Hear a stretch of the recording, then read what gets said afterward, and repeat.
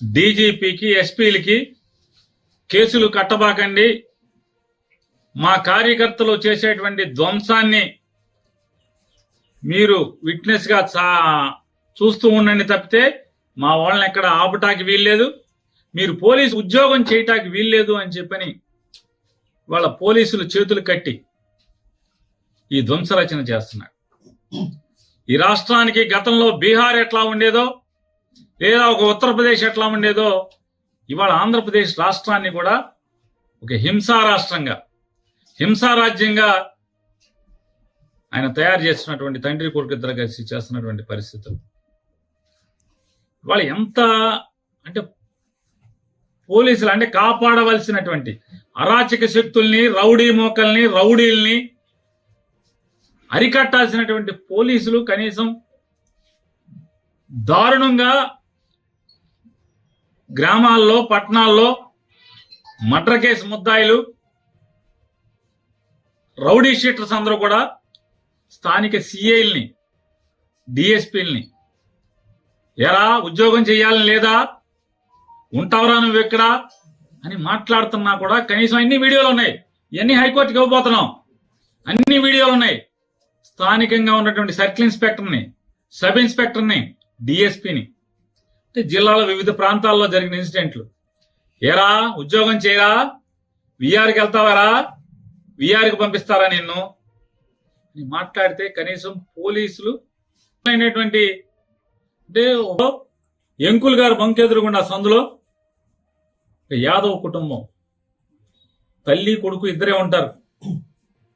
గేదకి పాలు పితికి బతుకుతారు, పాలము పచ్చిగా మాట్లాడి పట్టుకోరాని చాటు పట్టుకున్నా కూడా పోలీసులు అక్కడికి వచ్చి స్టేట్మెంట్, భార్య స్టేట్మెంట్ ఇస్తుంటే ఆ ఏఎస్ఐ ఉన్నాడు అక్కడ తెల్ల జుట్టు, అది చెప్తున్నారు తెల్ల జుట్టు ఏఎస్ఐ అండి, ఎక్కడ ఏఎస్ఐ మాకు తెలియదు కానీ తెల్ల జుట్టు అతంది, నన్ను సంతకం పెట్టద్దు అంటాడు, మేము మొగుడు పెడతాడులే నువ్వు పెట్టబాగా అంటాడు. నన్ను కదా కొట్టింది, నన్ను కదా తిట్టింది. ఎవరు కంచే చేనుమేస్తుంటే పోలీసే ఈ రకంగా ప్రవర్తిస్తుంటే, దగ్గరుండి గూండాయిజం చేస్తుంటే ఏం చేయాలి? ఇక ఇళ్ల మీదకి బయట ధ్వంసం చేస్తే బలరాన్పేటలో వడ్డెర కులస్తురాలు భద్రరావు గారి కోడలు, భద్రరావు అని ముఠా మేస్త్రి, కూలీ ముఠా మేస్త్రి అంజి అని చెప్పని, అంజి భార్య అమ్మాయి ముగ్గేసుకుంటుంటే తాగి 10 మంది రౌడీలు ఆ అమ్మాయి కాళ్ళ మధ్యకి బాంబులేసి, అమ్మాయి ముగ్గేసుకుంటుంటే ఇంటి ముందు కాళ్ళ మధ్యకి బాంబులేసి ఏమే నీ మొగుడున్నాడా అని చెప్పని దౌర్జన్యానికి వెళ్తే ఆ అమ్మాయి తిరిగి ఏమయ్యా బాంబులు నా మీద వేస్తావా, నువ్వు గెలిస్తే మీ ఊరేగు మా మీద దౌర్జన్యం చేస్తారా, నా మొగుడితో ఏం పని నీకు అని చెప్పని అడిగితే ఇంట్లోకి వెళ్ళి ధ్వంసం చేశారు.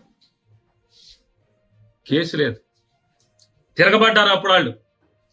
ఆ ఇంట్లో వెంటనే మొగుడు పరిగెత్తుకొచ్చి, మొగుడు భార్య పిల్లలు కలిసి తిరగబడితే వాళ్ళ మీద 307 చూడండి పోలీస్, వీళ్ళ మీద కేసు లేదు. వీళ్ళ మీద దాడి చేసిన దానికి, ఇంటి మీదకి వచ్చి దాడి చేసిన దానికి కేసు లేదు, వాళ్ళ మీద 307. దాంట్లో మళ్ళీ ఎంత పోలీసు ఎంత దిగజారిపోయే వ్యవస్థ అంటే, ఇదన్నీ సాక్ష్యం, కళ్ళతో సాక్ష్యం చూస్తూ కూడా. నేను గొడవ జరుగుతుందని బందర్ డిఎస్పీ గారికి ఫోన్ చేశాను, బలవాన్పేటలో గొడవ జరుగుతుందని చెప్పాను, పోలీసుని పంపని. నాకు ఫోన్ రాగానే నేను ఫోన్ చేసి పంపించాను, చెప్పండి అర్జెంటుగా పంపండి. పోలీసు ప్రత్యక్షంగా ఉండగా ఆ ఇంటి మీద గొడవ చేసి కొడితే, పోలీసు ఉన్నా కూడా ఏం పట్టించుకోకపోతే, వాళ్ళు తిరగబడితే ఆత్మరక్షణ కోసం తిరగబడితే 307, వీళ్ళు కేసు లేదు.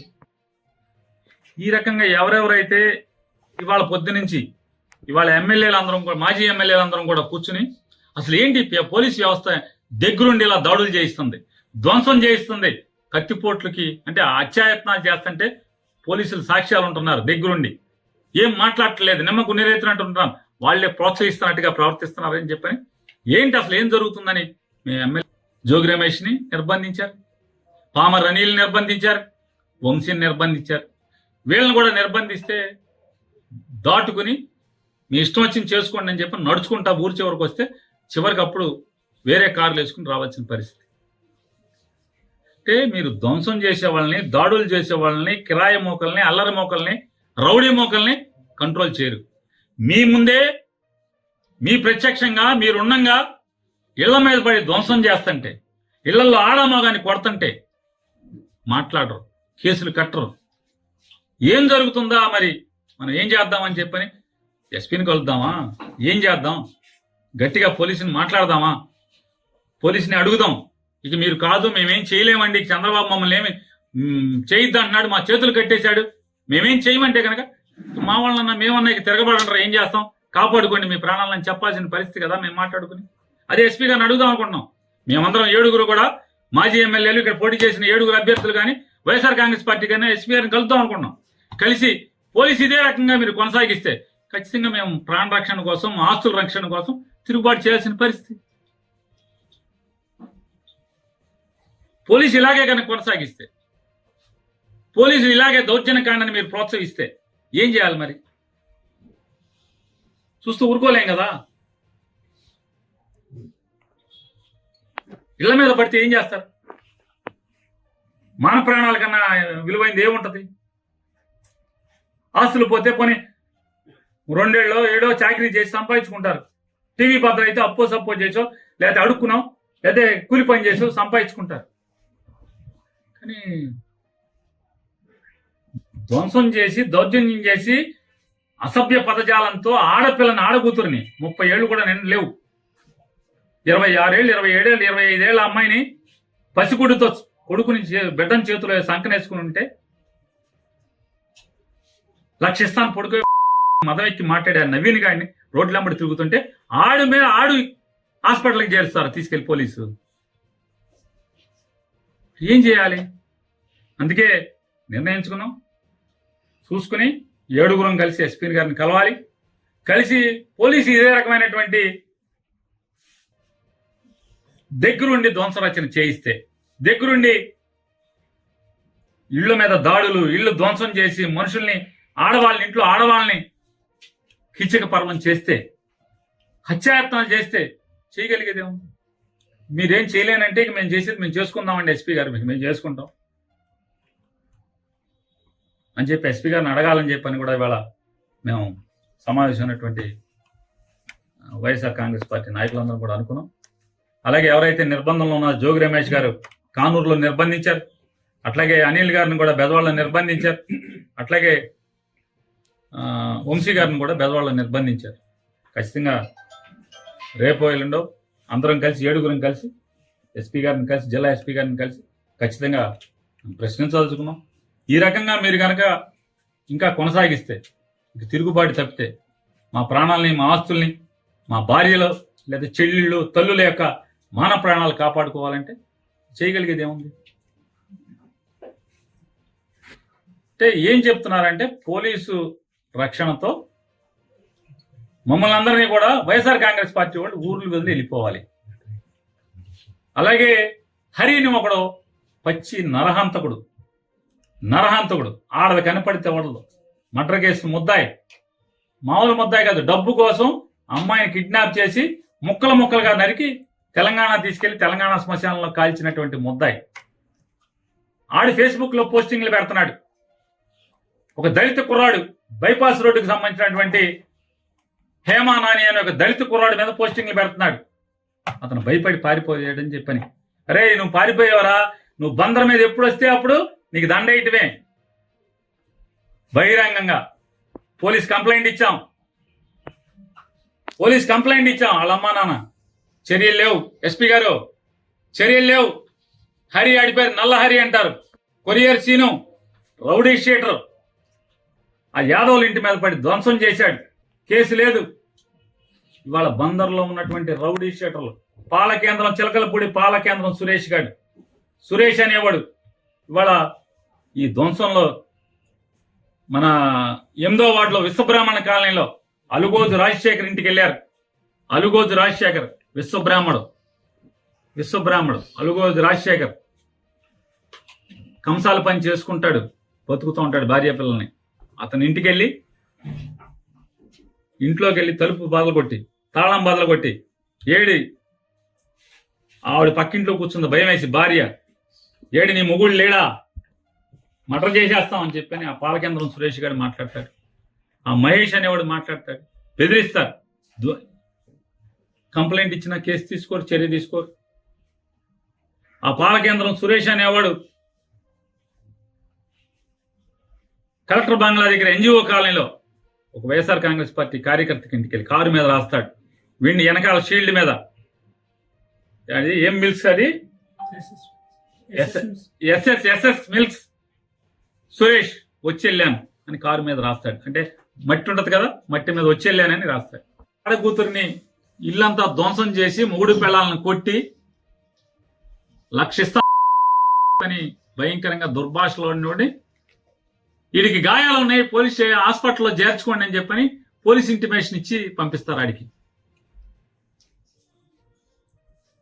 వీళ్ళు కేసుకి హాస్పిటల్కి పోలీస్ స్టేషన్కి వెళ్తే హాస్పిటల్కి పంపలా, పోలీస్ స్టేషన్కి వెళ్తే హాస్పిటల్కి పంపలా, ఆయన్ని పంపించారు ధ్వంసం చేసినోడిని.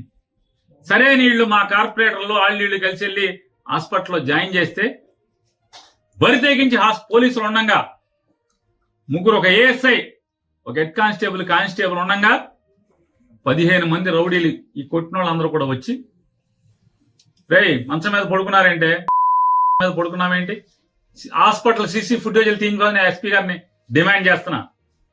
నిజంగా మీరు పోలీసు ఉద్యోగం చేస్తుంటే కనుక, జీతం తీసుకుంటుంటే కనుక తీయించండి. ప్రజలకు ఈ రకంగా దారుణాలు జరుగుతుంటే, అమాయకుల మీద దారుణాలు జరుగుతుంటే పోలీసు పట్టించుకోరా? హాస్పిటల్లో సీసీ ఫుటేజ్, నువ్వు హాస్పిటల్ నుంచి వెళ్తావా వెళ్ళవా, ఏంట్రా కేసు అని బూతులు తిడుతూ హాస్పిటల్కి వెళ్ళి దౌర్జన్యం చేసే పరిస్థితి. హాస్పిటల్లో మంచం దగ్గరికి వెళ్ళి పోలీసు ఉండగా పోలీస్ స్టేట్మెంట్ రికార్డ్ చేసుకుంటున్నాడు ఏఎస్ఐ మాట్లాడు, హెడ్ కానిస్టేబుల్ మాట్లాడు, కనీసం వాళ్ళని కేకలేరు, మందలించరు. అతను ఒక డిఎస్పీ వచ్చి మాట్లాడుతున్నట్టుగా ఫీల్ అయిపోతున్నారు. అంటే ఇవాళ పరిస్థితి ఏముందంటే రాష్ట్రంలో చంద్రబాబు నాయుడు గెలిచిన తర్వాత ఏంటయ్యా పరిస్థితి అంటే రౌడీలే డిఎస్పీలు ఎస్పీలుగా అయిపోయిన పరిస్థితి. మర్డర్ కేసు ముద్దాయిలే రౌడీ షీటర్లు ఎస్పీలు డిఎస్పీలు సిఐలు అయిపోయిన పరిస్థితి. ఎందుకని పోలీసు ఎవడు మాట్లాడట్లా, వాళ్ళకి మర్యాద ఇస్తున్నారు, దౌర్జన్యం చేస్తుంటే కేసు లేదు. అలాగే పెదసింగ లక్ష్మణరావు గారి ఇంటి ఎదురుకుండా మా ఇంటికి దగ్గరలో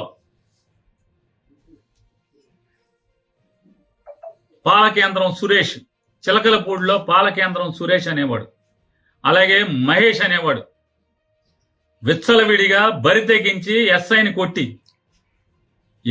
కొట్టి వీడియో సీసీ ఫుటేజ్లు ఉన్నాయి మొత్తం, పోలీసుల్ని కొట్టి, పోలీసులు బ్యారికేడింగ్ పెట్టి కుర్చీల్లో కూర్చుంటే ఆ కుర్చీలు పెట్టి వాళ్ళని కొట్టి, కార్లు ధ్వంసం చేస్తే ఇంతవరకు కేసు ఇచ్చినా కూడా కేసు కట్టలేదు, ఎఫ్ఐఆర్ కట్టలేదు ఇంతవరకు. దాన్ని కూడా మేము హైకోర్టులో మూవ్ చేస్తున్నాం. ఈ పోలీస్ ఇన్యాక్షన్, ఈ దౌర్జన్యాలు, చంద్రబాబు నాయుడు చేయిస్తున్నటువంటి దౌర్జన్యాల మీద దానికి కేసు లేదు. ఎస్పీ గారు ఇవన్నీ మీరు నోట్ చేసుకోండి. ఎంత బరి తెగింపు! మీరు మేము వచ్చి మిమ్మల్ని కలుస్తాం, కలిసాక కూడా మీరు మేమేం చేయలేమండి, చంద్రబాబు మమ్మల్ని ఏం చేయొద్దన్నాడు మీరు చెప్పేశారనుకోండి, ఇంకా సంఘాలు జరుగుతున్నాయి, మా మీద దాడులు జరుగుతున్నాయి, చేయగలిగేది ఏముంది? అందరిళ్లలో కారాలు ఉంటాయి, అందరిళ్లలో కత్తిపేటలు ఉంటాయి, ఏం చేయగలరు? తిరుగుబాటే కదా ఇళ్ల మీదకి వచ్చి.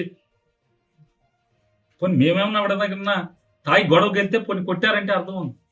ఇంట్లో ఉంటే, ఓడిపోయి ఇంట్లో ఉంటే కార్యకర్తలు ఎవడెవడైతే బలంగా పనిచేశాడో వైఎస్ఆర్ కాంగ్రెస్ పార్టీ కోసం వాళ్ళ మీద దాడులు చేయటం, బరి తెగించి ఇళ్లకెళ్ళి ధ్వంసం చేస్తుంటే, దౌర్జన్యకాండ చేస్తుంటే, పోలీస్ ప్రేక్షక పాత్ర, సాక్ష్యం ఉండి పక్క నుండి చేయిస్తుంటే ఎక్కడికి తీసుకెళ్తున్నారనేది కూడా ఆలోచించుకోమని చెప్తూ ఖచ్చితంగా రేపు కానీ ఎల్లుండి కానీ ఎస్పీ గారు అపాయింట్మెంట్ అడిగి 7 కూడా మేము ఎస్పీ గారిని కలిసి ఆయన్ని మాట్లాడదాం అనుకుంటున్నాం. ఇవన్నీ కూడా అంటే ఇప్పటికైనా